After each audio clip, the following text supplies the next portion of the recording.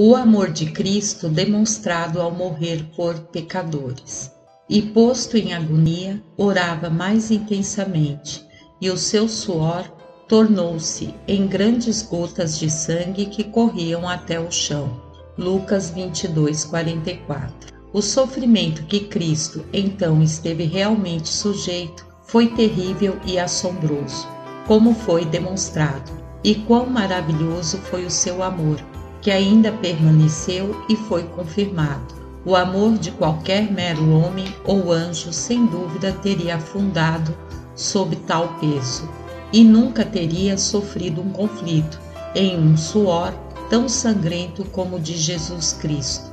A angústia da alma de Cristo naquele momento foi tão forte a ponto de causar esse efeito maravilhoso em seu corpo, mas o seu amor aos seus inimigos, miseráveis e indignos como eram, foi ainda mais forte.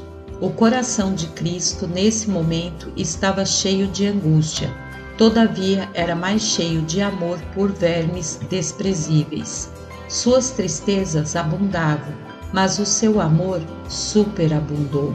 A alma de Cristo foi esmagada com um dilúvio de sofrimento, mas isto ocorreu a partir de um dilúvio de amor por pecadores em seu coração, suficiente para transbordar o mundo e sobrepujar as mais altas montanhas de seus pecados. Aquelas grandes gotas de sangue que corriam ao chão foram uma manifestação de um oceano de amor no coração de Cristo. A força do amor de Cristo, mais especialmente, evidencia-se no fato de que, quando ele teve uma visão tão plena do horror do cálice que estava para beber, que tanto o assombrou, ele, não obstante, mesmo assim toma-o e bebe-o. Então, parece ter sido a maior e mais peculiar verificação da força do amor de Cristo, quando Deus coloca a porção amarga diante dele e o deixa ver o que ele tinha que beber se persistisse em seu amor pelos pecadores, e trouxe-o para a boca da fornalha para que ele pudesse ver a sua ferocidade e ter uma plena visão da mesma, e teve tempo, então, para considerar se ele entraria e sofreria as chamas desta fornalha por tais criaturas indignas, ou não. Isso foi com a última consideração do que Cristo faria, como se então fosse dito a ele: aqui está o cálice que você deve beber, a menos que você desista de seu compromisso pelos pecadores, e mesmo deixe-os perecer como eles merecem. Você tomará este cálice e o beberá por eles, ou não. Há uma fornalha na qual você está prestes a ser lançado, para que eles possam ser salvos. Ou eles devem perecer, ou você tem que suportar isso por eles.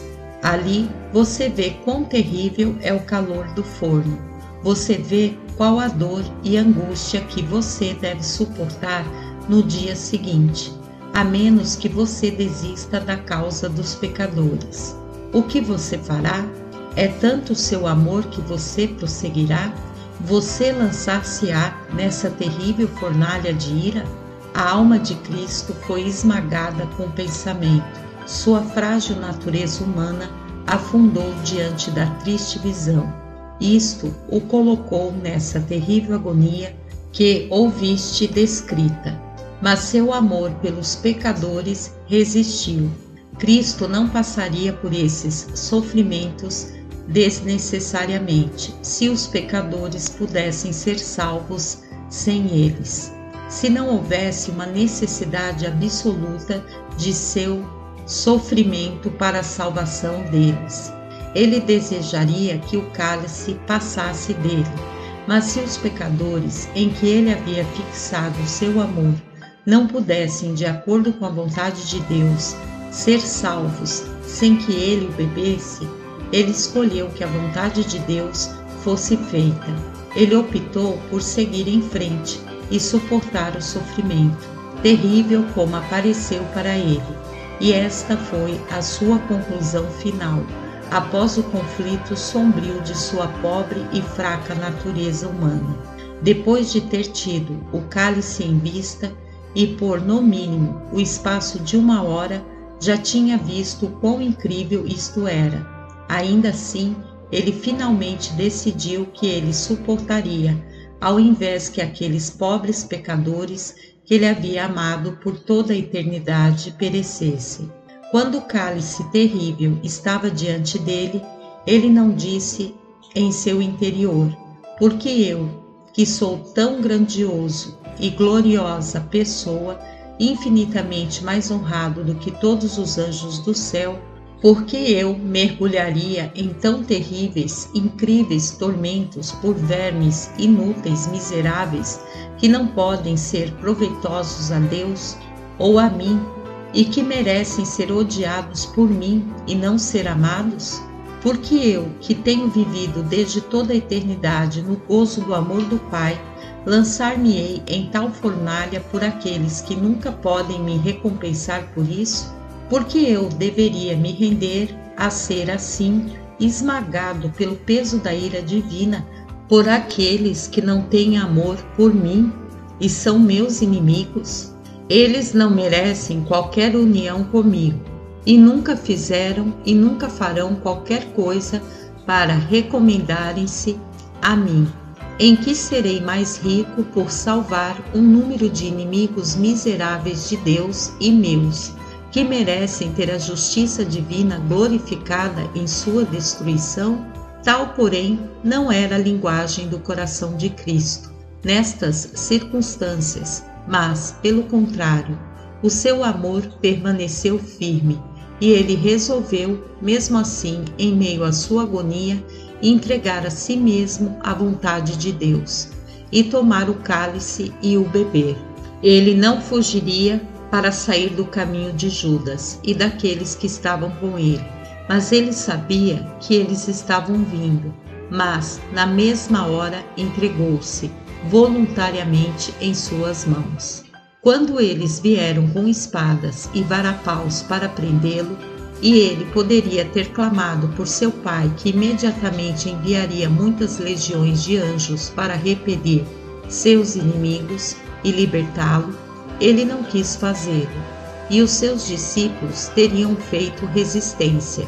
Ele não os sofreria, como você pode ver em Mateus 26:51 em diante. E eis que um dos que estavam com Jesus, estendendo a mão, puxou da espada e, ferindo o servo do sumo sacerdote, cortou-lhe uma orelha. Então Jesus disse-lhe: embainha a tua espada, porque todos os que lançarem mão da espada, a espada morrerão. Ou pensas tu que eu não poderia agora orar a meu Pai e que ele não me daria mais de 12 legiões de anjos? Como, pois, se cumpririam as Escrituras que dizem que assim convém que aconteça? E Cristo, em vez de esconder-se de Judas e dos soldados, falou-lhes, quando eles pareciam estar perdidos, se ele era a pessoa a quem eles procuravam. E quando ainda pareciam hesitar um pouco, sendo tomados de algum terror em seus espíritos, falou-lhes de novo, e então rendeu-se em suas mãos, para ser preso por eles, depois que ele lhes havia mostrado que poderia facilmente resistir-lhes se quisesse. Quando uma única palavra dita por ele, jogou-os para trás ao chão, como você pode ver em João 18:3 em diante. Tendo, pois, Judas recebido o corte e oficiais dos principais sacerdotes e fariseus, veio para ali com lanternas e archotes e armas. Sabendo, pois, Jesus todas as coisas que sobre ele haviam de vir, adiantou-se e disse-lhes: a quem buscais? Responderam-lhe: a Jesus Nazareno. Disse-lhes Jesus: sou eu. E Judas, que o traía, estava com eles. Quando, pois, lhes disse: sou eu, recuaram e caíram por terra. Assim poderoso constante e violento foi o amor de Cristo, e a aprovação especial do seu amor acima de todas as outras em toda a sua vida parece ter sido no momento da sua agonia. Pois embora seus sofrimentos fossem maiores depois, quando ele estava na cruz, ainda assim ele viu claramente o que esses sofrimentos seriam no momento de sua agonia. E esta parece ter sido a primeira vez que Jesus Cristo teve uma visão clara do que eram estes sofrimentos. E depois disso, a provação não foi tão grande, porque o conflito terminara. A sua natureza humana estava em uma luta com o seu amor pelos pecadores, mas o seu amor havia obtido a vitória. A questão, mediante uma visão plena dos seus sofrimentos, havia sido resolvida e concluída, e portanto, quando o momento chegou, ele realmente passou por esses sofrimentos. Mas há duas circunstâncias de agonia de Cristo, que ainda fazem mais visível a força e constância do seu amor pelos pecadores, que ao mesmo tempo em que ele teve aquela visão do horror dos seus sofrimentos, ele também tinha uma percepção extraordinária sobre o ódio da impiedade daqueles pelos quais esses sofrimentos deviam fazer expiação. Há duas coisas que tornam o amor de Cristo maravilhoso. A. Que ele esteve disposto a suportar sofrimentos que eram tão grandiosos. E B. Que ele esteve disposto a suportá-los para fazer expiação por impiedade que era tão grande. Mas, para o seu ser propriamente dito, Cristo, de seu próprio ato e escolha, suportou sofrimentos que eram tão grandes para fazer expiação por maldade que era tão grande. As duas coisas eram necessárias. Primeiro, que ele deveria ter um senso extraordinário de quão grande esse sofrimento seria, antes que ele os suportasse. Isso foi dado em sua agonia. E segundo, que ele devia também, ao mesmo tempo, ter um senso extraordinário de quão grande e odiosa era a maldade dos homens, pelos quais ele sofreu para fazer expiação, ou quão indignos eram aqueles por quem ele morreu, e ambos estes foram oferecidos ao mesmo tempo.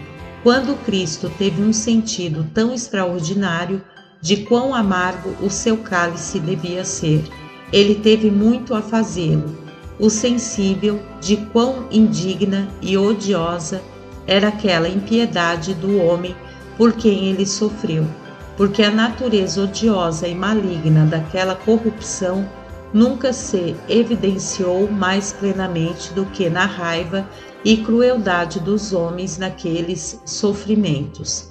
E ainda assim, o seu amor foi tão grande que, não obstante, ele passou a sofrer por aqueles que estavam cheios de tal corrupção detestável. Foi a corrupção injusta dos homens que forjaram e efetuaram a sua morte. Foi a impiedade dos homens que concordou com Judas.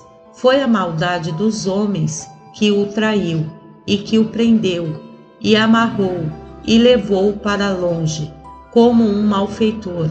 Foi pela corrupção e maldade dos homens que ele foi denunciado e falsamente acusado e injustamente julgado. Foi pela maldade dos homens que ele foi repreendido, escarnecido, esbofeteado e cuspido. Foi pela impiedade dos homens que Barrabás foi preferido a ele. Foi a impiedade dos homens que colocou a cruz sobre ele para carregar, e que o pregou e o colocou em tão cruel e ignominiosa morte. Isso tende a dar a Cristo um extraordinário senso da grandeza e odiosidade da depravação da humanidade. 1. Porque aqui no momento dos seus sofrimentos, ele teve a depravação posta diante dele como ela é, sem disfarce. Quando ela matou Cristo, apareceu em suas cores próprias, Aqui, Cristo viu em sua real natureza o que é o maior ódio e desprezo de Deus, na tendência final e desejo dela, que é matar Deus, e em seu mais grandioso agravamento e maior ato, que é matar uma pessoa que era Deus. Porque nestes sofrimentos ele sentiu os frutos daquela impiedade. Esta foi, nessa ocasião, diretamente dirigida contra ele mesmo, e em si mesma exercida contra ele para operar a sua reprovação e tormento, o que tendia a imprimir um sentido mais forte de seu ódio sobre a natureza humana de Cristo.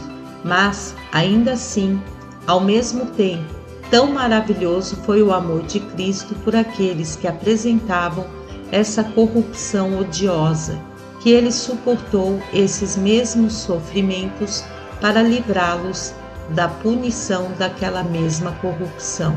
A maravilha do amor de Cristo ao morrer aparece em parte em que ele morreu por aqueles que eram tão indignos em si mesmos, como todos os homens têm o mesmo tipo de corrupção em seus corações, e em parte em que ele morreu por aqueles que não eram apenas tão ímpios, mas cuja iniquidade consistia em serem seus inimigos. Assim, ele não apenas morreu pelos ímpios, mas pelos seus próprios inimigos, e parte em que ele estava disposto a morrer por seus inimigos, ao mesmo tempo em que ele estava sentindo os frutos de sua inimizade. Quando ele sentiu os efeitos extremos e esforços de seu ódio contra ele, no maior desprezo e crueldade possíveis em direção a ele, em sua vergonha, tormentos e morte, e em parte na medida em que ele estava disposto a fazer expiação por seus inimigos, nestes mesmos sofrimentos e por meio da mesma ignomínia, tormento e morte que eram o fruto disso. O pecado e a maldade dos homens, pelos quais Cristo sofreu para fazer expiação, foram, por assim dizer, postos diante de Cristo, em sua visão. Nisto, esta impiedade foi apenas uma amostra da maldade da humanidade, pois a corrupção de toda a humanidade é da mesma natureza, e a maldade que está no coração de um homem é da mesma natureza e tendência como em outro, como na água. O rosto corresponde ao rosto, assim o coração do homem ao homem. Segunda inferência.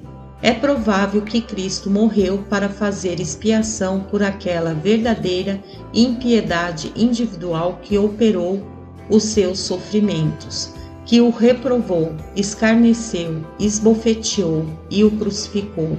Alguns de seus crucificadores, por quem ele orou, para que pudessem ser perdoados, enquanto eles estavam no próprio ato de crucificar Jesus, foram posteriormente, em resposta à sua oração, convertidos pela pregação de Pedro, como temos um relato no 2º capítulo de Atos.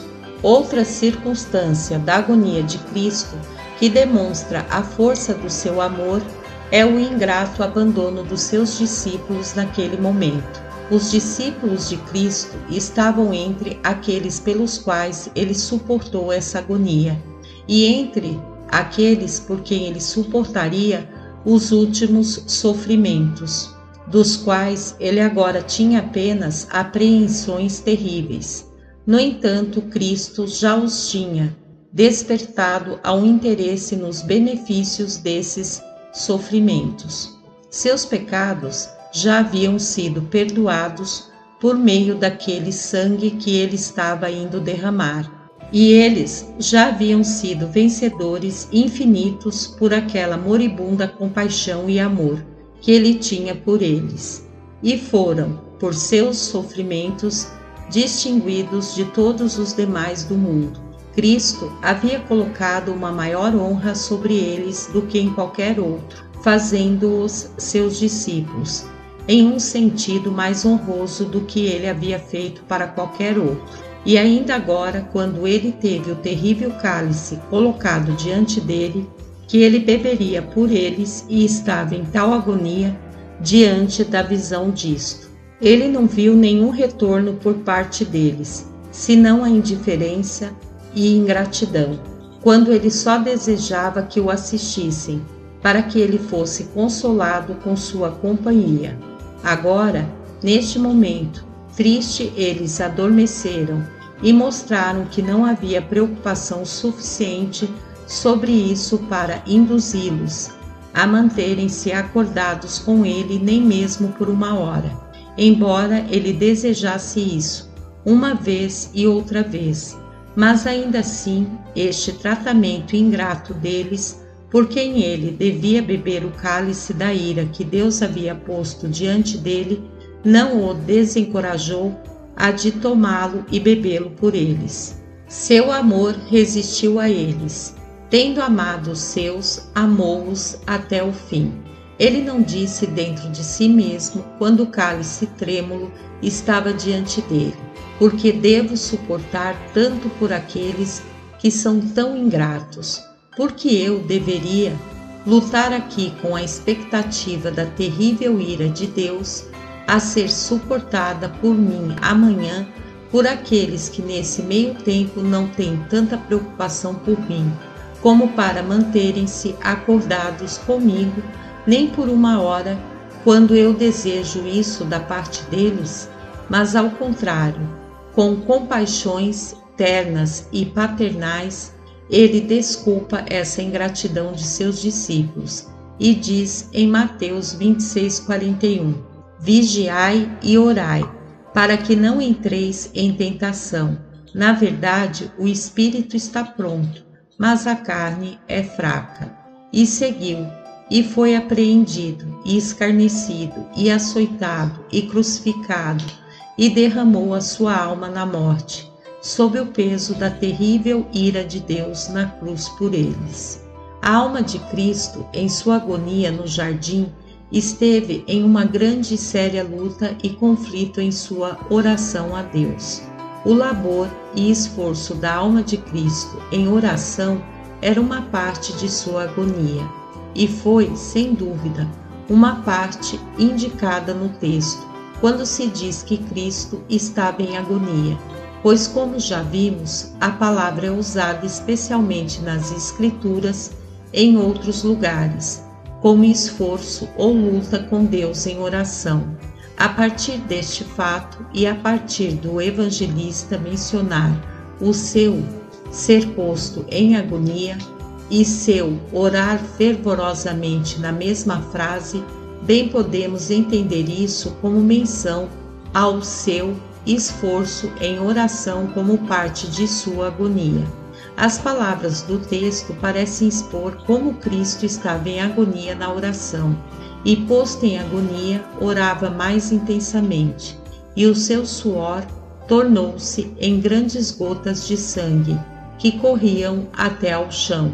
Esta linguagem parece implicar, assim, o quanto o trabalho e a seriedade da alma de Cristo foram tão grandes em sua luta com Deus em oração, que ele estava em uma pura agonia, e todo em um suor de sangue. Estas orações intensas e fortes clamores de Cristo ao Pai, em sua agonia, mostram a grandeza do seu amor para com os pecadores, pois, como foi mostrado, estes fortes clamores de Jesus Cristo foi o que ele ofereceu a Deus como uma pessoa pública, na qualidade de sumo sacerdote, e em nome daquele de quem era sacerdote, quando ele ofereceu seu sacrifício pelos pecadores, a quem ele tinha amado desde a eternidade, ele, além disso, ofereceu orações fervorosas. Seus fortes clamores, suas lágrimas, o seu sangue, foram todos oferecidos juntos a Deus, e eles foram todos oferecidos para o mesmo fim, para a glória de Deus, na salvação dos eleitos. Eles foram todos oferecidos pelas mesmas pessoas, a saber, pelo seu povo. Por eles, ele derramou seu sangue e suor sangrento, quando ele caiu em pedaços, coagulados ao chão, e por eles tão intensamente clamou a Deus ao mesmo tempo. Isso ocorreu para que a vontade de Deus fosse feita na eficácia de seus sofrimentos, na eficácia de seu sangue, na salvação daqueles por quem o sangue foi derramado, e, portanto, essa intensidade demonstra seu forte amor. Isso demonstra quão grandemente ele desejava a salvação dos pecadores. Ele clamou a Deus para que ele não afundasse e falhasse nesse grande empreendimento, porque se ele fizesse isso, os pecadores não poderiam ser salvos, mas todos pereceriam. Ele orou para que ele obtivesse a vitória sobre a morte, porque se ele não conseguisse a vitória, o seu povo nunca poderia obter a vitória, e eles não conquistariam nenhuma outra forma, a não ser por sua conquista. Se o capitão de nossa salvação não houvesse vencido neste doloroso conflito, nenhum de nós teria vencido, mas teríamos afundado com ele.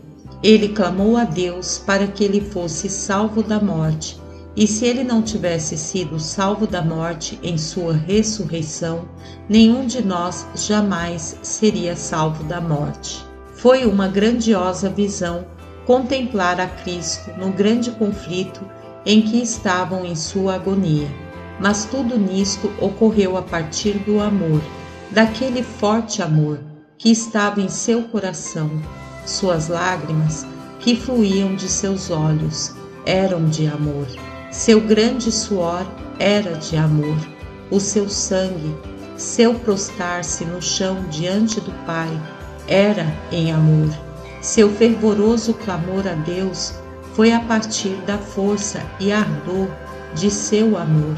Isto foi considerado como única principal forma na qual verdadeiro amor e boa vontade são demonstrados em amigos cristãos, um ao outro, que de todo o coração orem uns pelos outros. E é um caminho que Cristo nos direciona para mostrar nosso amor aos nossos inimigos, mesmo orando por eles. Mateus 5,44. Eu, porém, vos digo: amai a vossos inimigos, bendizei os que vos maldizem. Mas, alguma vez, já houve qualquer oração que manifestou o amor aos inimigos, a tal ponto como os fortes clamores e lágrimas do Filho de Deus pela eficácia de seu sangue para a salvação de seus inimigos. A luta e o conflito de cuja alma em oração foi tal a produzir a sua agonia e seu suor sangrento? Por isso, pecadores, sobrecarregados e angustiados, se algum tal está presente aqui, que possa ter abundante fundamento de encorajamento para vir a Cristo por salvação. Aqui há um grande incentivo para os pecadores, para que venham a este sumo sacerdote que ofereceu tão forte clamor e lágrimas, com o seu sangue, pela eficácia de seus sofrimentos, na salvação dos pecadores. Pois aqui há grande fundamento de segurança de que Cristo está pronto a aceitar os pecadores e conceder-lhes a salvação, pois aqueles seus fortes clamores que ele ofereceu na capacidade de nosso sumo sacerdote demonstram quão intensamente desejoso ele foi disso. Se ele não estivesse disposto a que os pecadores fossem salvos, sendo eles sempre tão indignos disso, então por que ele lutaria assim com Deus por isso? Em tal suor sangrento, clamaria alguém tão fervorosamente a Deus com tais caros clamores, em tão grandes esforços e fadiga da alma? Por isso, se ele não desejasse que Deus concedesse, não, certamente. Mas isto mostra quão grandemente o seu coração foi estabelecido no sucesso de sua redenção, e, portanto, uma vez que ele, pois, tais fervorosas orações e por tal suor sangrento, obteve a salvação do Pai pelos pecadores. Ele certamente estará pronto para concedê-la a eles, se eles vierem a ele por salvação. Caso contrário, ele frustraria seu próprio plano, e aquele que tão intensamente clamou a Deus para que seu propósito não fosse frustrado, não frustrará, afinal, a si mesmo. Vamos orar juntos? Ó Jesus Cristo, a tua morte agonizante nos deu vida com abundância. Ó glorioso Deus, oramos para que, pelo teu Espírito Santo, aplique o que de ti há neste sermão aos nossos corações e nos corações daqueles que ouvem estas palavras. Por Cristo, para a glória de Cristo. Amém.